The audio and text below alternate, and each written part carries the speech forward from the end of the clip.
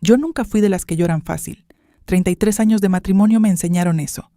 33 años lavando, cocinando, trabajando, callando. No porque fuera débil, sino porque creía que así se construía una familia. Con paciencia, con silencio, con sacrificio. Me llamo Rosa, tengo 61 años, y hasta hace 8 meses pensaba que mi vida, aunque cansada, era mía. Esa mañana de marzo empezó igual que todas. Me levanté antes que el sol, calenté el café, puse el pan en la mesa. Ernesto dormía todavía, como siempre, con esa respiración pesada que yo ya conocía de memoria. Lo llamé 2 veces. A la tercera entré al cuarto. Estaba en el piso. El café se enfrió sobre la mesa mientras yo marcaba el número de emergencias con los dedos temblando. No grité, no lloré. Hice lo que siempre hice. Actué. En el hospital me dijeron que había sido un accidente cerebrovascular, que había llegado a tiempo, que si hubiera esperado 10 minutos más, no estaríamos hablando. Me senté en esa silla de plástico duro y respiré. Gracias, le dije a nadie en particular, o quizás a todos. Los primeros 3 meses fueron los más difíciles de mi vida. Ernesto volvió a casa con el lado izquierdo del cuerpo sin respuesta. No podía caminar solo, no podía bañarse solo.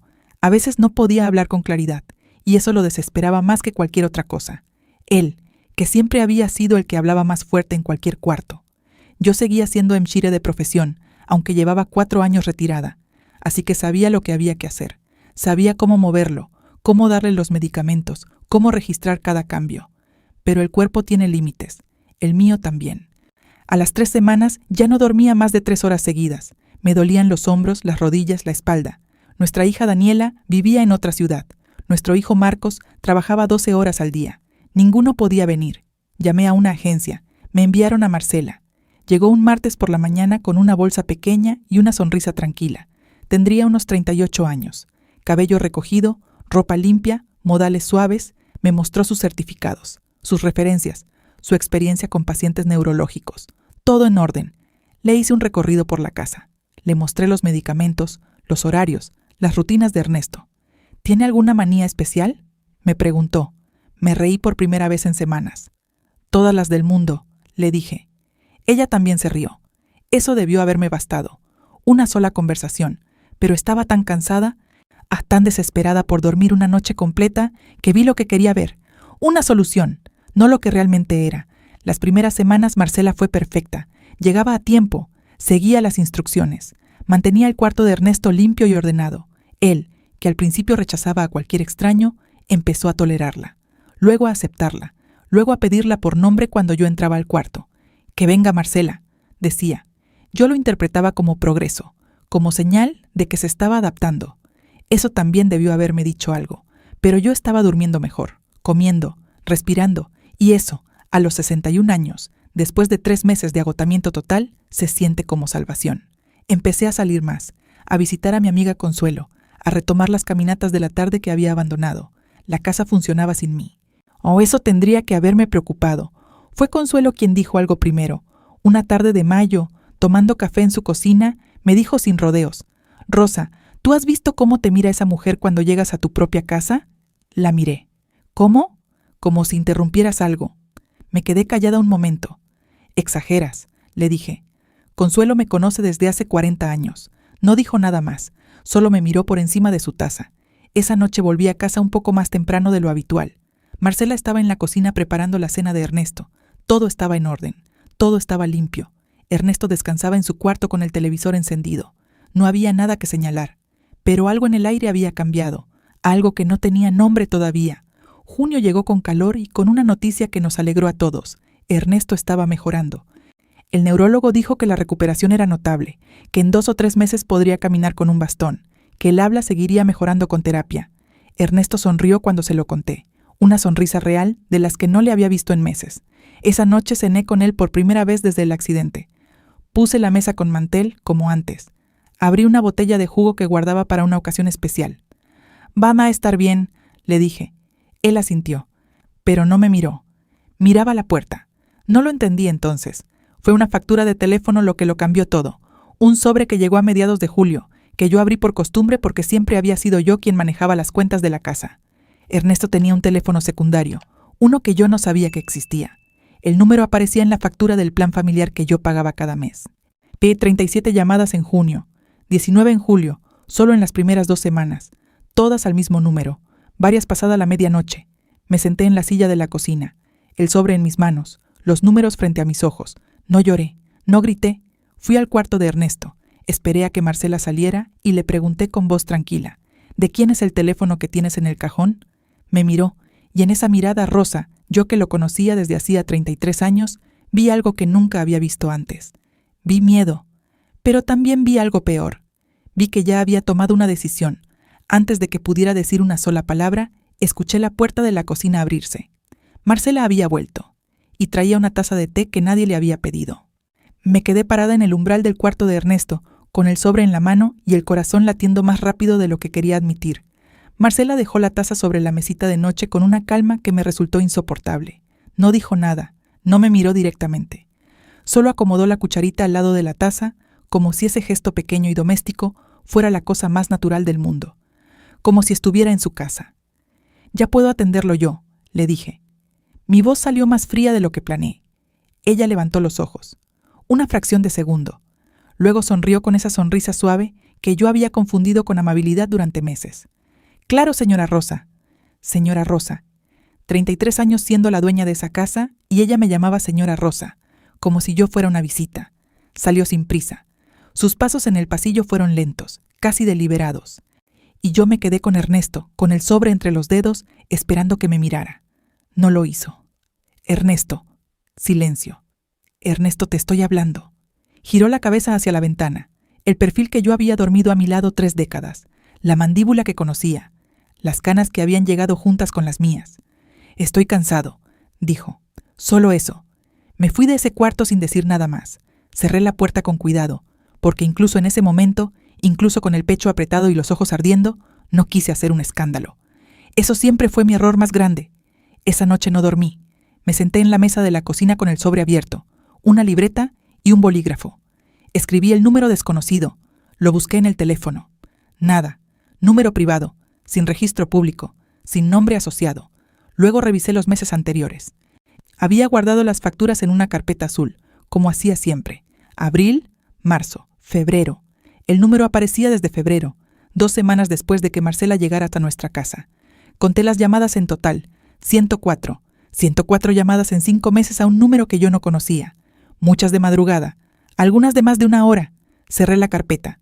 Me levanté, calenté agua, me hice un té que no tomé. Pensé en Consuelo y en lo que me había dicho. ¿Cómo te mira cuando llegas a tu propia casa? Como si interrumpieras algo. Yo le había dicho que exageraba.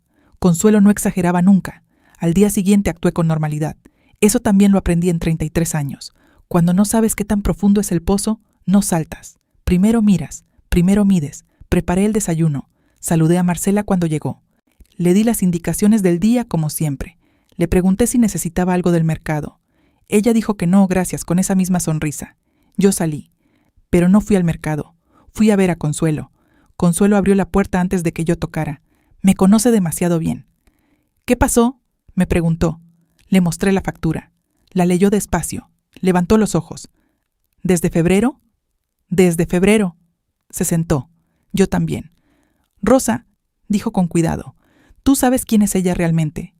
¿Verificaste sus referencias tú misma?». Me quedé quieta. La agencia las había verificado. Yo había asumido que eso era suficiente. «Llama a la agencia», dijo Consuelo. «Hoy». Llamé desde el teléfono de Consuelo, no desde el mío. No sé por qué hice eso. Instinto quizás, o desconfianza que ya estaba creciendo sin que yo lo nombrara. La mujer de la agencia tardó varios minutos en encontrar el expediente. «Marcela Fuentes, sí, aquí está. Muy buenas referencias. 3 empleos anteriores verificados. ¿Puedo saber los nombres de esos empleos?». Una pausa.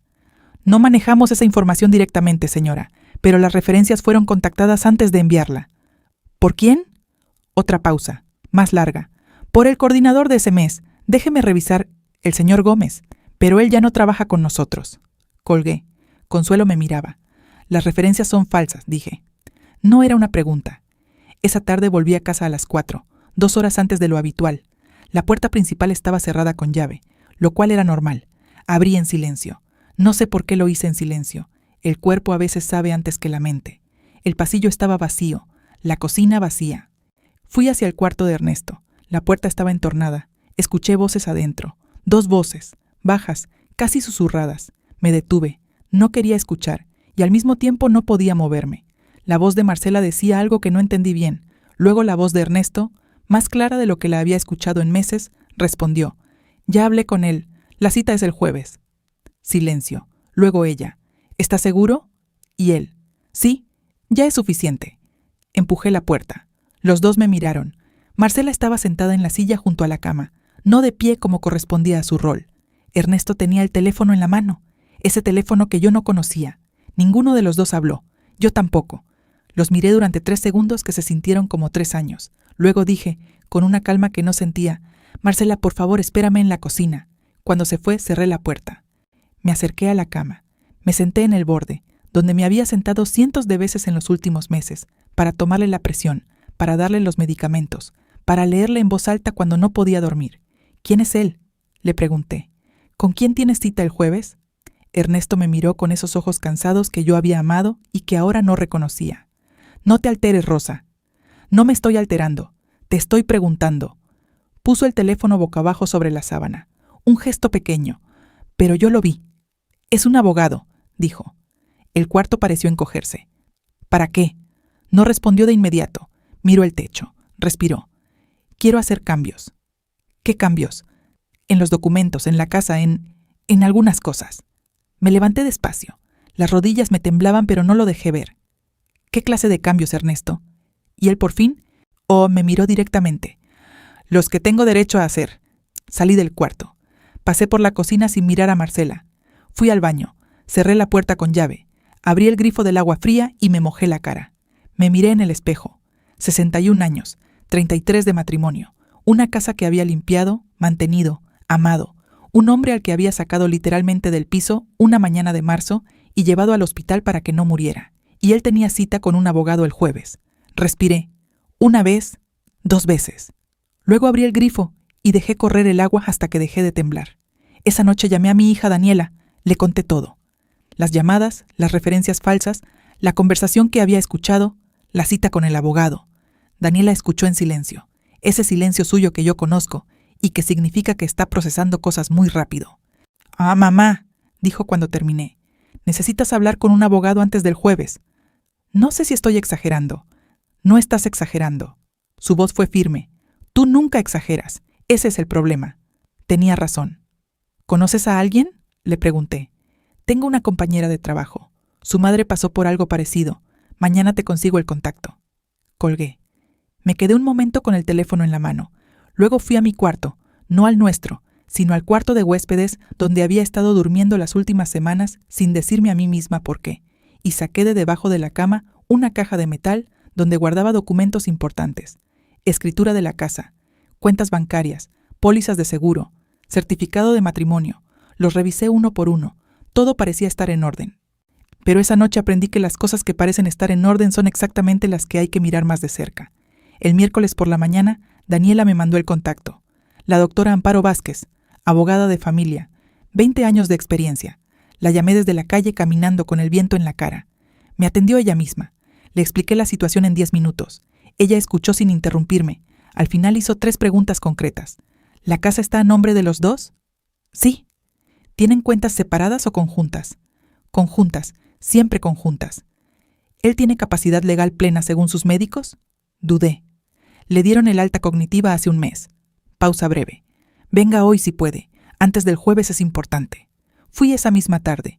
El consultorio de la doctora Vázquez estaba en un edificio viejo del centro, y con plantas en la ventana y libros hasta el techo. Ella tendría unos 50 años. Cabello corto, lentes pequeños, una forma de escuchar que me hizo sentir que cada palabra mía tenía peso. Le llevé todo: la factura, la carpeta de documentos, las fotos que había tomado en silencio con mi teléfono de la pantalla del teléfono de Ernesto, una madrugada en que él lo había dejado sobre la mesa de noche sin contraseña. Ella las miró despacio, luego levantó los ojos. «Señora Rosa, esto es más serio de lo que usted cree». «¿Qué quiere decir?». Abrió una de las fotos en su pantalla y la amplió. Era un mensaje, uno que yo había fotografiado sin entender del todo su contenido. Decía: «El doctor confirmó. Procede el jueves. Después de eso, ella no puede hacer nada». Lo había enviado Marcela. Lo había recibido Ernesto. La doctora Vázquez me miró con esa calma profesional que los abogados buenos usan para decirte cosas difíciles. Señora, creo que su marido va a intentar transferir bienes mancomunados sin su consentimiento y que esta mujer no es solo una enfermera. El cuarto se quedó en silencio. ¿Qué es entonces?, pregunté, aunque ya lo sabía. La doctora cerró la pantalla. Eso es lo que vamos a descubrir. Esa noche, cuando volví a casa, Marcela ya se había ido, y Ernesto estaba sentado en la sala, vestido, peinado, con los zapatos puestos. Por primera vez desde el accidente, me miró entrar, y sonrió. Pero esa sonrisa no era para mí. El jueves amaneció gris. Yo llevaba 2 días sin dormir bien, pero me levanté temprano de todas formas.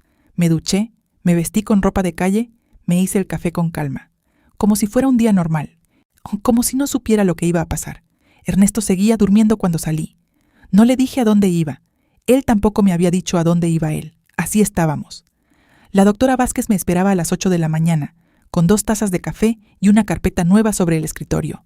Había trabajado hasta tarde. Encontré algo, dijo antes de que yo me sentara. Me senté. El número de teléfono al que llamaba su marido está registrado a nombre de una empresa pequeña, constituida hace 8 meses. 8 meses, 2 meses antes del accidente de Ernesto.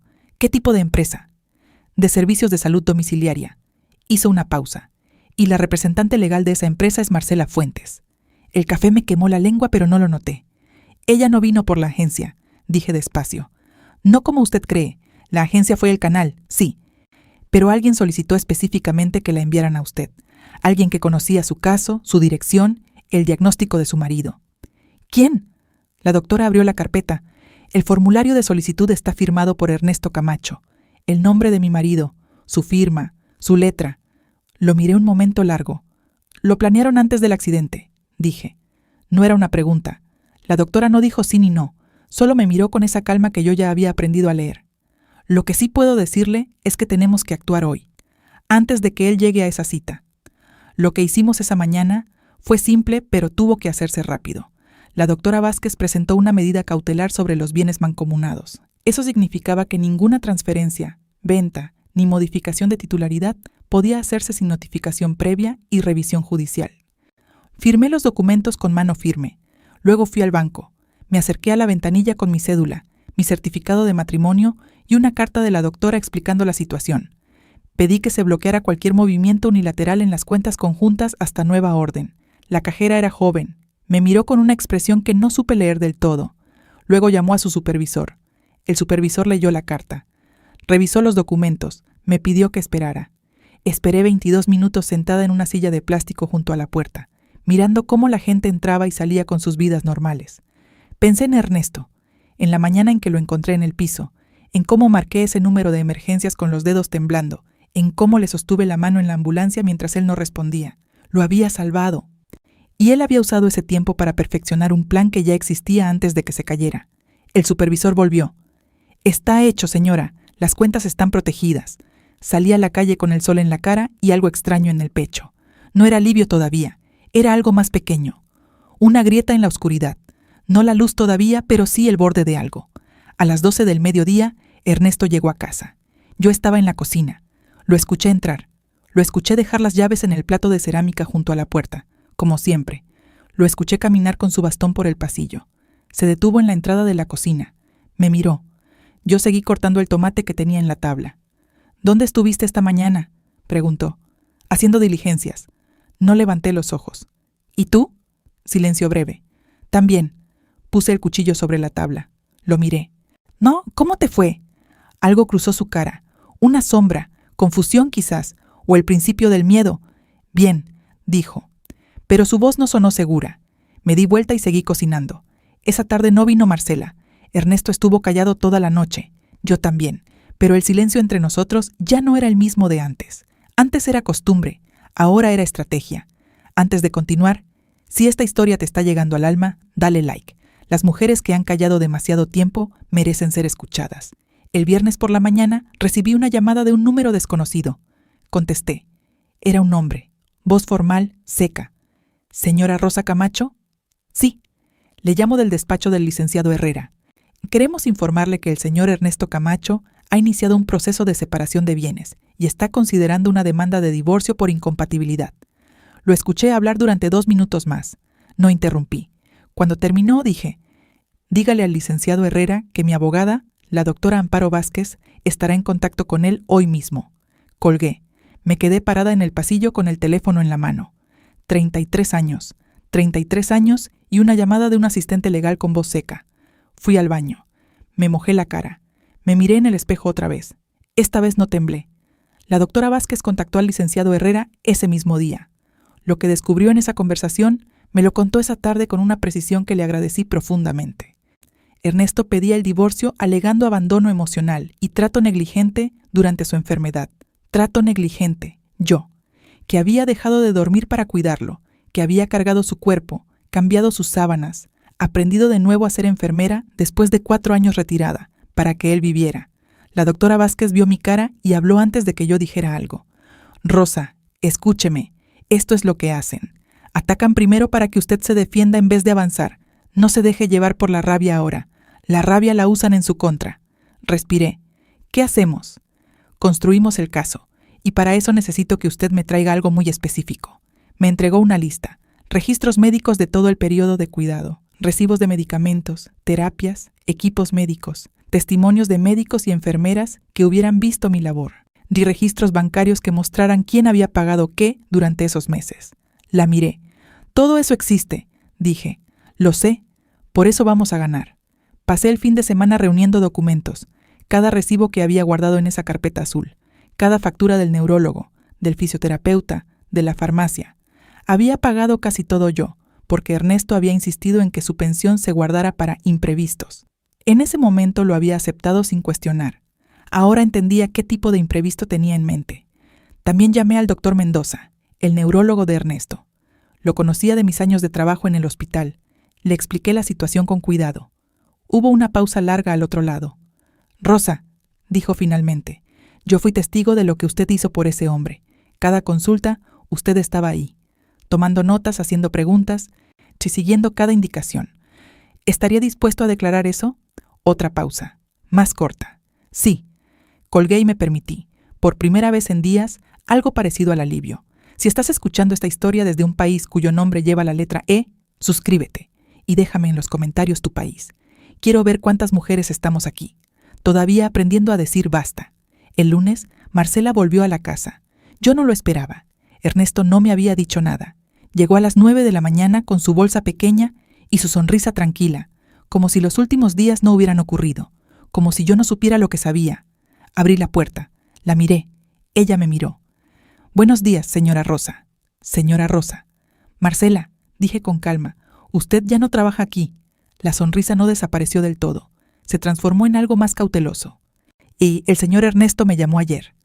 El señor Ernesto no es el único titular de esta casa. Silencio. Puede hablar con mi abogada si tiene alguna duda. Le entregué la tarjeta de la doctora Vázquez que había preparado esa mañana precisamente para este momento. Buenos días. Cerré la puerta. Me quedé parada en el pasillo escuchando sus pasos alejarse. Luego escuché otra cosa. La voz de Ernesto desde su cuarto, más fuerte de lo que la había escuchado en meses. ¡Rosa! Fui hasta la puerta. La abrí. Estaba sentado en la cama, el teléfono en la mano, la cara encendida. ¿Qué hiciste? Le dije que ya no trabaja aquí. No tienes derecho. Me apoyé en el marco de la puerta. Lo miré con calma. Ernesto, tengo todos los derechos. Esta casa está a nombre de los dos. Las cuentas están bloqueadas. Y tengo una abogada que lleva 4 días construyendo un expediente sobre todo lo que ha pasado en los últimos 8 meses. Su cara cambió. La rabia seguía ahí, pero debajo apareció otra cosa. No sabes lo que estás haciendo, dijo. Sí sé exactamente lo que estoy haciendo. Me di vuelta para salir. Rosa, me detuve. No me di vuelta.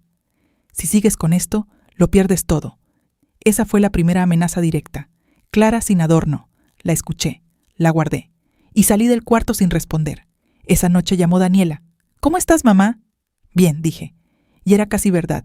¿Necesitas que vaya? Pensé en eso un momento. Todavía no, pero pronto sí. Dime cuándo y agarro el primer bus. Colgué con algo tibio en el pecho. Mi hija, que siempre había sido más mía que de Ernesto, aunque yo nunca lo hubiera dicho en voz alta. Me serví un vaso de agua.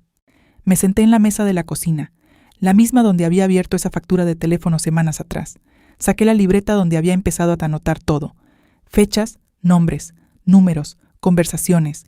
Era un hábito de enfermera. Registrar, documentar, no confiar en la memoria cuando los detalles importan. Escribí lo de esa mañana, lo de Marcela en la puerta, lo que Ernesto había dicho. Lo pierdes todo. Subrayé esa frase. Luego escribí debajo, con letra firme. Lo que construí con mis manos no se pierde, se defiende. Cerré la libreta, apagué la luz, y en ese momento, desde el cuarto de Ernesto, escuché algo que no esperaba. Una voz, no la de él, una voz de mujer, baja, por teléfono, y luego una palabra que me heló la sangre. Un nombre, mi nombre. Seguido de algo que no debería haber escuchado, pero que cambió todo lo que creía saber sobre hasta dónde llegaba este plan. Me quedé paralizada en el pasillo. La voz de Marcela salía por debajo de la puerta cerrada del cuarto de Ernesto. Baja, calculada, con ese tono suave que yo había confundido con amabilidad durante meses. Decía mi nombre, y luego decía, no va a poder probar nada si movemos lo de la cuenta antes del miércoles. No respiré. El problema es la hija, continuó. Si viene, complica todo. Silencio. Ernesto respondiendo algo que yo no alcanzaba ni a escuchar. Luego ella otra vez. Entonces dile que no venga. Invéntale algo. Tú sabes cómo manejarla. Más silencio. Ernesto. Su voz cambió. Más suave todavía. Casi íntima. Confía en mí. Ya casi terminamos. Me separé de la puerta. Caminé despacio hacia la cocina. Me senté. Saqué el teléfono. Le escribí un mensaje a la doctora Vázquez aunque eran las 10:30 de la noche. Acabo de escuchar a Marcela dentro de la casa. Habla de mover dinero antes del miércoles. Dice que quiere mantener a mi hija alejada. Necesito hablar mañana temprano. El mensaje quedó en enviado. Me quedé mirando la pantalla. 3 minutos después llegó la respuesta. Mañana a las 7. No mueva nada. No diga nada. Y grabe todo lo que pueda. No dormí. O dormí 1 hora, quizás 2, en fragmentos cortos que no descansaban. A las 5 de la mañana estaba en la cocina con el café y el teléfono sobre la mesa. Había descargado una aplicación para grabar audio, simple, discreta, sin icono visible en la pantalla principal.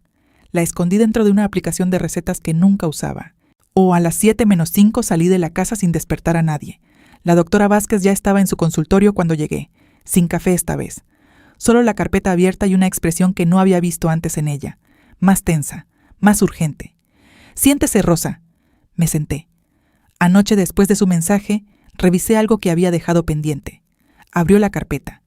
La empresa de Marcela Fuentes, Servicios de Salud Domiciliaria, constituida hace 8 meses. Ya me lo había dicho.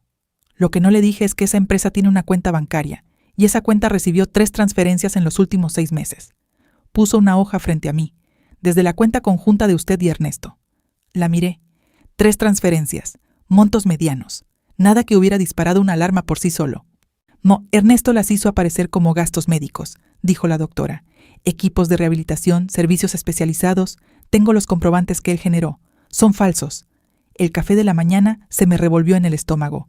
¿Cuánto en total? Ella señaló la última línea de la hoja. Lo leí 2 veces. Era suficiente para entender que esto no había empezado con el accidente. Esto llevaba tiempo planeándose, metódicamente, con paciencia, con la misma paciencia con que yo había construido esa vida. ¿Esto es suficiente para la demanda?, pregunté. Es más que suficiente para una denuncia penal por fraude conyugal, pero necesito que usted me autorice a proceder. La miré. 33 años cruzaron por mi mente en un segundo, no como nostalgia, como inventario. Proceda, dije. Volví a casa antes del mediodía. Ernesto estaba en la sala, trasvestido, con el bastón apoyado en el sillón. Me miró entrar con una expresión que intentaba ser neutral y no lo lograba del todo. ¿Dónde fuiste? A caminar.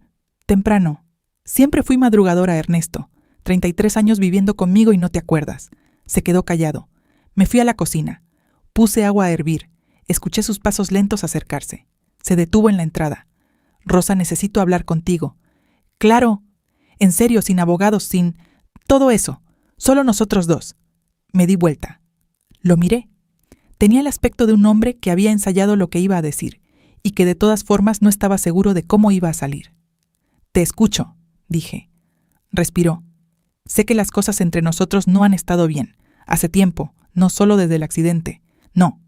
Y comencé a sentir que no había salida, que todo seguiría igual hasta que uno de los 2 muriera. Lo miraba, sin interrumpirlo, sin ayudarlo. Marcela, no es solo una enfermera para mí, eso ya lo sabes. Sí, Pero esto no tiene que ser una guerra. Podemos llegar a un acuerdo. Tú te quedas con la casa. Yo me voy. Sin escándalo, sin juzgado, sin... ¿Y el dinero que mandaste a su empresa? Dije. Se cortó. Lo vi en su cara, el momento exacto en que entendió que yo sabía más de lo que él creía. Rosa, ¿y las referencias falsas? ¿Y la cita con el abogado que reservaste antes de que yo supiera nada? ¿Y la cuenta que querían mover antes del miércoles? Su cara se puso blanca. ¿Cómo sabes? Porque llevo 33 años en esta casa, Ernesto, y aunque callé mucho, nunca fui ciega. Silencio. El agua empezó a hervir detrás de mí. Lo apagué sin darme vuelta. Sal de la cocina, dije, y él, por primera vez en décadas, obedeció. Esa tarde vino Daniela. No se lo había pedido. Lo decidió sola, sin avisarme, y apareció en la puerta con una maleta pequeña y los ojos con esa expresión que tienen los hijos cuando ven a sus madres de otra manera por primera vez. La abracé en el umbral más tiempo del que era habitual. «Mamá», dijo contra mi hombro, «¿por qué no me llamaste antes?» «Porque quería estar segura de lo que estaba viendo antes de preocuparte». Entramos. Ernesto estaba en su cuarto. No salió. Daniela se sentó en la cocina, puso los codos sobre la mesa y me dijo, «Cuéntame todo». Se lo conté, desde la factura, desde Consuelo, desde la agencia, la empresa, las transferencias, la doctora Vázquez, la medida cautelar, todo. Daniela escuchó sin interrumpir. Y solo una vez cerró los ojos y los volvió a abrir despacio, como si necesitara un momento para acomodar lo que estaba oyendo. Cuando terminé dijo, «¿Cuánto tiempo llevan planeando esto?» «Al menos 8 meses, quizás más». «¿Antes del accidente?» «Sí». Ella miró la mesa. «¿Y el accidente fue real?» La pregunta me golpeó de una forma que no esperaba. No porque fuera descabellada, sino porque yo también me la había hecho, a las 3 de la mañana, sin atreverme a escribirla ni en la libreta. «El médico dice que sí», dije. «El accidente fue real».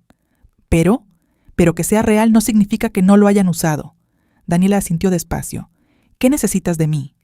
«Quedarte unos días, y si el licenciado Herrera o alguien de su parte te llama, no respondas. Todo pasa por la doctora Vázquez». «Hecho». Se levantó, abrió el refrigerador, sacó lo que había y empezó a preparar algo de comer sin pedirme permiso. La miré desde la mesa. Mi hija, que había heredado mis manos y mi silencio, pero también, descubrí ese día, mi fuerza. Suscríbete si quieres saber cómo termina esta historia. Lo que viene en los próximos minutos cambia todo. El martes por la mañana, la doctora Vázquez presentó la denuncia formal. Fraude conyugal, uso indebido de fondos mancomunados, falsificación de comprobantes y un cargo adicional que ella había encontrado revisando los documentos de la empresa de Marcela. Ejercicio ilegal de servicios médicos con credenciales no verificadas. Las referencias no solo eran falsas. Marcela Fuentes no era enfermera certificada. Cuando me lo dijo, me quedé callada un momento. Pensé en todos los medicamentos que ella le había dado a Ernesto y en las dosis que yo asumía que estaba manejando correctamente. En los meses en que yo me había retirado, confiada, mientras ella estaba sola con él. ¿Pudo haberle hecho daño?, pregunté. No hay evidencia de eso. El doctor Mendoza revisó el historial y la evolución fue la esperada. Pero sí pudo, y eso también está en la denuncia. Salí del consultorio con las piernas pesadas, no por miedo, por algo más difícil de nombrar. Ernesto había puesto a una mujer sin credenciales a cuidarlo. Había arriesgado su propia salud, su propia recuperación, con tal de avanzar en ese plan.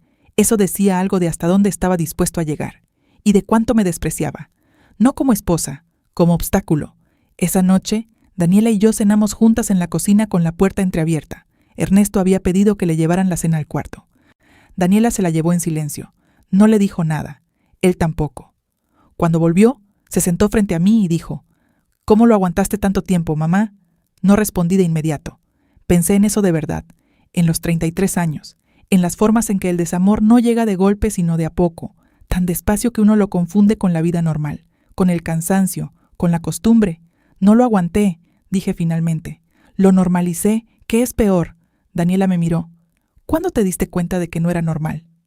Cuando vi que podía actuar sin que él se enterara, cuando descubrí que tenía más recursos de los que creía. Hice una pausa. Cuando entendí que el miedo que sentía no era a perderlo, era a quedarme sola, y que esas dos cosas no son lo mismo. Mi hija no dijo nada, pero me tomó la mano sobre la mesa, y eso fue suficiente. El miércoles llegó, la fecha que Marcela había mencionado, el día en que querían mover el dinero. No pudieron, las cuentas seguían bloqueadas, la medida cautelar seguía vigente, y esa mañana, a las 10, 2 funcionarios judiciales llegaron a la casa con una notificación formal para Ernesto. Yo abrí la puerta. Los hice pasar. Ernesto salió de su cuarto apoyado en el bastón, con cara de no entender qué estaba pasando. Leyó la notificación, la leyó de nuevo, levantó los ojos hacia mí. En su cara no había rabia esta vez. Había algo que tardé un momento en reconocer porque nunca lo había visto ahí. Vergüenza. No dije nada. Me fui a la cocina, me serví un café y dejé que los funcionarios hicieran su trabajo. Esa tarde, el licenciado Herrera llamó a la doctora Vázquez. Quería negociar. Sí, la doctora me llamó para contármelo con una voz que por primera vez en días tenía algo parecido a la satisfacción. Dicen que Ernesto está dispuesto a retirar la demanda de divorcio y devolver los fondos transferidos si usted retira la denuncia penal. Lo escuché. ¿Qué me recomienda usted?, pregunté. Le recomiendo que no retire nada todavía, que los deje esperar, que vean que usted no tiene prisa. ¿Y Marcela? Marcela tiene su propio problema. La denuncia por credenciales falsas es independiente de lo que usted decida sobre Ernesto. Eso sigue adelante de todas formas. Respiré. Entonces esperamos. Exacto. Colgué. Daniela estaba a mi lado. Me había escuchado hablar sin oír los detalles. ¿Qué dijeron?, preguntó. Que quieren negociar. ¿Y tú? Me terminé el café. Que todavía no. Esa noche, tarde, cuando Daniela ya dormía y la casa estaba en silencio, escuché que la puerta del cuarto de Ernesto se abría. Sus pasos lentos en el pasillo. Se detuvo frente a la cocina. Yo estaba sentada con la libreta abierta, como tantas noches. Entró. Se sentó frente a mí sin pedir permiso, sin preguntar. Como en los viejos tiempos, pensé, aunque en los viejos tiempos tampoco hablábamos de verdad. Estuvo callado un momento. Luego dijo, sin mirarme, «Lo que hice no tiene nombre». No respondí. «Sé que no hay forma de...». Se detuvo. «No voy a pedirte que me perdones. Sé que no se puede». Lo miré. Tenía 64 años, el pelo completamente blanco desde el accidente, las manos sobre la mesa, quietas, sin el teléfono por primera vez en meses. Parecía viejo de verdad, no de cuerpo, de adentro. «¿Desde cuándo?», le pregunté. Supo a qué me refería. Hace 2 años la conocí, en una consulta médica. Ella trabajaba en la recepción. 2 años. Mientras yo hacía la compra, pagaba las cuentas, planeaba las vacaciones que nunca tomamos. ¿Y el plan? Una pausa larga. Fue idea de ella. Al principio yo no quería... No así. Sacudió la cabeza.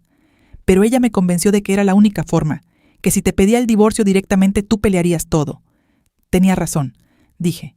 Él asintió. Sí. Silencio. Ernesto, tengo una sola pregunta. Me miró. ¿Alguna vez me quisiste? No respondió de inmediato. Y en esa pausa, en esos 3 o 4 segundos donde buscó algo que decir, encontré la única respuesta que importaba. Me levanté.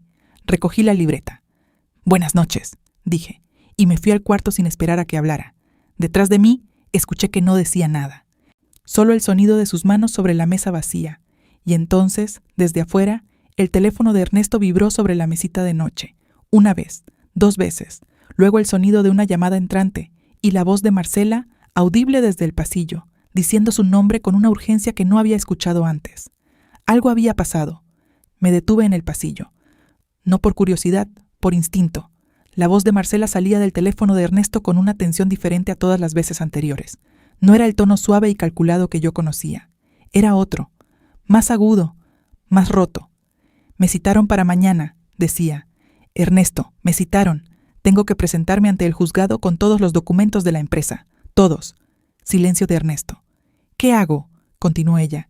«Dime qué hago. Si presento esos documentos se ve todo. Las transferencias, los comprobantes falsos, todo». Ernesto dijo algo en voz muy baja que no alcancé a escuchar. Luego Marcela, con una voz que por primera vez sonó como lo que siempre había sido, debajo de toda esa calma estudiada. «No me abandones ahora. Me prometiste que esto iba a funcionar». Me alejé del pasillo. Entré al cuarto de huéspedes. Cerré la puerta con cuidado. Me senté en el borde de la cama con la libreta sobre las rodillas. Abrí la aplicación de grabación. Había grabado suficiente esa noche. A las 7 de la mañana del jueves le mandé todo a la doctora Vázquez. Los audios de esa noche, la conversación en el pasillo, la voz de Marcela preguntando qué hacer con los documentos, la confesión involuntaria de que los comprobantes eran falsos. Todo. La doctora respondió en 10 minutos. «Esto es exactamente lo que necesitábamos. Venga a las 9». Daniela estaba despierta cuando salí del cuarto. Me miró la cara y no preguntó nada. Solo fue a la cocina y puso el café. Así era mi hija. Sabía cuándo acompañar sin hablar. Desayunamos juntas en silencio, un silencio distinto al de los últimos días, más tranquilo, como el aire después de la lluvia. Ernesto no salió de su cuarto. El consultorio de la doctora Vázquez esa mañana tenía otra presencia, una mujer joven, delgada, con una tablet y una grabadora sobre la mesa. La doctora me la presentó como su asistente legal. Vamos a transcribir los audios oficialmente, explicó la doctora, para que puedan presentarse como prueba. Me senté. Escuché mis propios audios reproducirse en ese cuarto pequeño con plantas en la ventana. La voz de Marcela sonaba diferente grabada, más desnuda, sin el espacio físico que antes le daba cierta ambigüedad. Me prometiste que esto iba a funcionar. La asistente escribía sin levantar los ojos. La doctora Vázquez me miró cuando terminó la reproducción. Rosa, con esto y con lo que ya teníamos, el caso está completo. Las transferencias fraudulentas, las credenciales falsas y ahora la admisión explícita de que los documentos fueron manipulados. Hizo una pausa. Marcela Fuentes enfrenta cargos penales independientemente de lo que usted decida respecto al divorcio. ¿Y Ernesto? Ernesto puede negociar. Tiene dos opciones. Devuelve los fondos completos, acepta los términos del divorcio que usted proponga, y coopera con la investigación sobre Marcela. O enfrenta también cargos penales como cómplice del fraude. Lo pensé. No tardé mucho. Quiero la casa, dije. Entera, sin negociación en ese punto. Hecho. Y quiero que quede registro de todo. No para hacerlo público ahora, sino para que exista, para que no pueda deshacerse. La doctora asintió. También hecho. Me levanté. Entonces procedan. Lo que siguió tomó 3 semanas. 3 semanas de llamadas, documentos, notificaciones, contraoferta, respuesta, silencio, otra llamada. La doctora Vázquez manejó todo con una precisión que yo admiraba y que me recordaba a las mejores enfermeras que había conocido. Las que no se agitaban, las que sabían que el proceso tenía su tiempo y que apresurarlo costaba más de lo que ahorraba. Marcela se presentó al juzgado el jueves como la habían citado. Llegó con un abogado propio, uno distinto al licenciado Herrera, lo cual decía todo sobre la relación que quedaba entre ella y Ernesto en ese momento. Presentó documentos. Y los documentos confirmaron lo que ya sabíamos y añadieron algo que la doctora Vázquez no esperaba del todo. Marcela había operado de esta misma forma al menos una vez antes. Otro paciente, otra familia, un caso que había quedado sin denuncia porque la familia prefirió el silencio al escándalo. Cuando la doctora me lo contó, me quedé quieta un momento. Pensé en esa otra mujer, en esa otra familia, y entendí que mi denuncia no era solo por mí. Ernesto aceptó los términos en la segunda semana. No porque quisiera, sino porque el licenciado Herrera le explicó con claridad lo que enfrentaba si no lo hacía. La casa quedó a mi nombre. Los fondos transferidos fueron devueltos en su totalidad, con intereses como parte del acuerdo. El divorcio procedió por mutuo acuerdo en los papeles, aunque no había nada de mutuo en la realidad. El día que firmamos los documentos finales, Ernesto y yo estuvimos en el mismo cuarto por última vez. Una sala pequeña en el juzgado, con una mesa larga y 2 abogadas sentadas a los lados.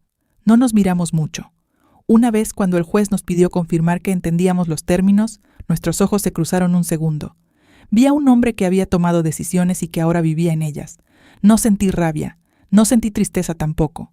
Sentí algo más parecido al cansancio de cargar algo muy pesado durante mucho tiempo y finalmente poder soltarlo. Firmé, salí a la calle. El sol estaba alto y hacía un calor seco que me gustó en la cara. Daniela me esperaba en la puerta con los brazos cruzados y una expresión que intentaba ser seria y no lo lograba del todo. ¿Cómo te sientes?, me preguntó. Pensé en eso de verdad. Como si acabara de terminar un turno muy largo, dije. Ella sonrió. Me tomó del brazo y caminamos hacia el carro sin decir nada más. Antes de que te cuente lo que pasó después, si llevas escuchando esta historia desde el principio, suscríbete ahora y déjame un comentario. Quiero saber si hay alguien del otro lado que entiende lo que es cargar en silencio durante demasiado tiempo. Quiero saber que no estoy hablando sola. Marcela Fuentes fue procesada formalmente 6 semanas después de la denuncia. Los cargos incluyeron fraude, ejercicio ilegal de servicios de salud y manipulación de documentos oficiales. El caso anterior, que había quedado sin denuncia, fue reabierto cuando la otra familia se enteró de que esta vez alguien sí había hablado. No supe mucho más de ella después de eso. No necesitaba saber. Lo que yo necesitaba ya estaba resuelto. Ernesto se fue a vivir con su hermano al principio. Luego, según me dijo Daniela que le dijo Marcos, consiguió un apartamento pequeño en otro barrio. Marcos lo visitaba de vez en cuando. Yo no le pedí que dejara de hacerlo. Ernesto seguía siendo su padre. Eso era una cosa. Lo que me había hecho a mí era otra. Y yo había aprendido, a los 61 años, que se pueden sostener 2 verdades al mismo tiempo sin que una destruya a la otra. Marcos tardó en entender todo lo que había pasado. Al principio quiso defender a su padre. Me dijo que quizás yo había exagerado, que quizás habían sido malentendidos, que en los matrimonios largos las cosas se complican. Lo escuché. Luego le mostré los documentos. Los leyó en silencio. Todos. Las transferencias, los comprobantes falsos, el expediente de Marcela, la transcripción de los audios. Cuando terminó, dejó los papeles sobre la mesa y se quedó mirando sus propias manos. «Mamá», dijo, «no tienes que decir nada». Le dije, «Sí tengo que decirlo». Levantó los ojos. «Lo siento. Debí haberte creído de inmediato». Lo miré. Mi hijo, que se parecía tanto a Ernesto en la cara y que descubrí ese día, se parecía más a mí en lo que importaba. «Ya está», dije. Y lo estaba. La casa quedó en silencio durante las primeras semanas después de que Ernesto se fue. Un silencio distinto al que había conocido durante 33 años. Ese silencio anterior siempre había tenido tensión dentro, como una cuerda templada que podía romperse. Este nuevo silencio era otra cosa. Era espacio. Era mío. Cambié los muebles del cuarto principal. No todos, solo los que me recordaban a una versión de mí que ya no existía. Y puse una planta en la ventana que siempre había querido poner y que Ernesto decía que le daba alergia. Compré unas tazas nuevas con un diseño que me gustaba desde hacía años y que nunca había comprado porque no combinaban con el juego que él había elegido cuando nos casamos. Cosas pequeñas. Pero las cosas pequeñas son las que dicen la verdad. Consuelo vino a visitarme un sábado de mañana con pan dulce y una botella de jugo, y se sentó en mi cocina como si hubiera estado haciéndolo toda la vida, que en cierta forma era verdad. Me miró la cara durante un momento largo. «Estás diferente», dijo. «¿Diferente cómo?» «Más tú». No supe qué responder a eso, así que no respondí nada. No, solo partí el pan y serví el jugo, y dejé que el sol de la mañana entrara por la ventana nueva que había destapado quitando unas cortinas oscuras que nunca me habían gustado. «¿Lo extrañas?», me preguntó Consuelo. Lo pensé con honestidad. «Extraño lo que creí que era», dije. «¿Qué es distinto?». Ella asintió. «¿Y tienes miedo?». «¿De qué?». «De estar sola. De lo que sigue». Miré mi taza. «Tengo 61 años, Consuelo. Trabajé 30 años como enfermera. Crié 2 hijos. Manejé una casa, unas cuentas, una enfermedad, una traición y un proceso judicial». Hice una pausa. «El miedo está, pero ya no manda». Consuelo me miró con esa expresión suya que mezcla orgullo y ternura de una forma que solo las amigas de 40 años saben hacer. «Bien», dijo, y siguió comiendo su pan. 3 meses después del divorcio, la doctora Vázquez me llamó por última vez en relación al caso. Todo había concluido formalmente. Los fondos estaban en mi cuenta. La casa estaba a mi nombre. El expediente de Marcela seguía su curso en el sistema judicial sin requerir más participación de mi parte. «¿Cómo está, Rosa?», me preguntó al final de la llamada. No como abogada, como persona. «Bien», dije, y era verdad esta vez. No casi verdad. Verdad. «Me alegra». Una pausa breve. «Usted fue una cliente extraordinaria. No por los documentos ni por las pruebas, aunque eso también, sino porque nunca perdió la cabeza, nunca actuó por rabia. Eso es más raro de lo que cree». «Fui enfermera 30 años», dije. «Aprendí que cuando más duele es cuando más hay que mantener la cabeza fría». Se rió suavemente. «Exactamente». Colgué. Me quedé un momento con el teléfono en la mano. Luego lo puse sobre la mesa, abrí la libreta donde había anotado todo durante esos meses y pasé las páginas despacio. Fechas, nombres, números, conversaciones, la factura de teléfono con 104 llamadas, la noche frente al banco, la cara de Ernesto cuando entendió que yo sabía más de lo que creía, la voz de Marcela preguntando qué hacer. Lo leí todo de principio a fin, luego cerré la libreta, la guardé en la caja de metal con los documentos importantes, no para olvidarlo, sino porque ya no necesitaba tenerlo frente a los ojos para recordar quién era. Daniela volvió a su ciudad 2 semanas después del divorcio. La noche antes de que se fuera, cenamos juntas en la mesa de la cocina con velas, como hacíamos cuando ella era pequeña y había algo que celebrar. «¿Qué vas a hacer ahora, mamá?», me preguntó. No sé todavía». «¿Vas a volver a trabajar?». Lo había pensado. «Quizás, no en un hospital, quizás en algo más pequeño. Asesoría para familias con pacientes en casa. Cómo elegir bien a un cuidador. Qué documentos revisar. Qué señales notar». Daniela me miró. «Eso es exactamente lo que deberías hacer». Me reí. Una risa real, de las que salen solas sin que uno las planee. «Todavía no sé si tengo fuerzas para empezar algo nuevo». «Mamá», su voz fue firme y suave al mismo tiempo. «Llevas toda la vida empezando cosas. Esto es uno más. La miré. Pensé en todo lo que esta mujer frente a mí había visto sin que yo le pidiera que mirara, que había venido sin que yo le pidiera que viniera, que había sostenido sin que yo supiera que necesitaba ser sostenida. Gracias, le dije. No me agradezcas. Sí te agradezco. Levantó su copa de jugo. Yo levanté la mía. Brindamos sin decir nada más. A veces las palabras más importantes no necesitan palabras. Si esta historia te llegó, si reconociste algo en Rosa, en su silencio, en su paciencia, en la forma en que tardó en actuar, pero cuando lo hizo, no se detuvo. Dale like a este video. Es la forma más pequeña y más real de decirme que no estoy hablando sola. Hay algo que aprendí en todo esto que no tiene que ver con abogados, ni con documentos, ni con cuentas bancarias. Tiene que ver con el tiempo. Pasamos años, décadas normalizando cosas que no son normales. No porque seamos tontas, sino porque la normalización es lenta y silenciosa, y viene envuelta en palabras que suenan a amor o a familia o a sacrificio. Yo no me arrepiento de haber amado, no me arrepiento de haber cuidado. No me arrepiento de haber construido esa vida con mis propias manos. Me arrepiento de haber confundido el silencio con paz. Me arrepiento de haber esperado a que algo se rompiera para entender que hacía tiempo que no estaba entero. Pero el arrepentimiento también tiene su lugar. No para quedarse, para enseñar. Y yo, a los 61 años, todavía estoy aprendiendo. Todavía estoy aprendiendo que pedir ayuda no es debilidad, que confiar en la propia intuición no es exagerar, que una mujer que actúa con cabeza fría en el peor momento de su vida no está siendo fría, está siendo exactamente lo que siempre fue, fuerte. La casa huele diferente ahora. No sé si es la planta en la ventana o las tazas nuevas o simplemente el aire que entra cuando uno deja de tener miedo de abrir las ventanas. Pero huele diferente. Y yo, que pasé 33 años aprendiendo a no notar ciertas cosas, he decidido que a partir de ahora voy a notar todo. Los olores, la luz, el sabor del café cuando nadie me apura, el sonido de mi propia respiración cuando la casa está en silencio, y ese silencio por fin me pertenece. Si estás escuchando esta historia y llevas mucho tiempo callando algo, no te estoy diciendo que hagas lo que hice yo. Cada vida es distinta, cada situación tiene su peso y su tiempo. Solo te digo lo que aprendí, que el momento en que decides verte a ti misma con la misma claridad con que has visto siempre a los demás, ese momento lo cambia todo. No de golpe, de a poco, como casi todo lo que vale la pena. Suscríbete, porque aquí hay más historias como esta, historias de mujeres que callaron demasiado y que un día decidieron hablar. Historias que no tienen finales perfectos, pero sí finales reales. Historias que quizás se parecen a la tuya o a la de alguien que conoces.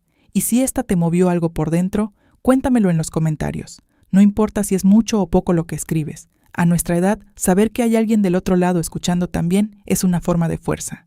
Rosa cerró la libreta, apagó la luz de la cocina, caminó por el pasillo de su casa, que era su casa, hasta el cuarto principal. Se acostó. Cerró los ojos y durmió, toda la noche, sin escuchar pasos, sin esperar nada, solo ella, y el silencio que por fin era suyo.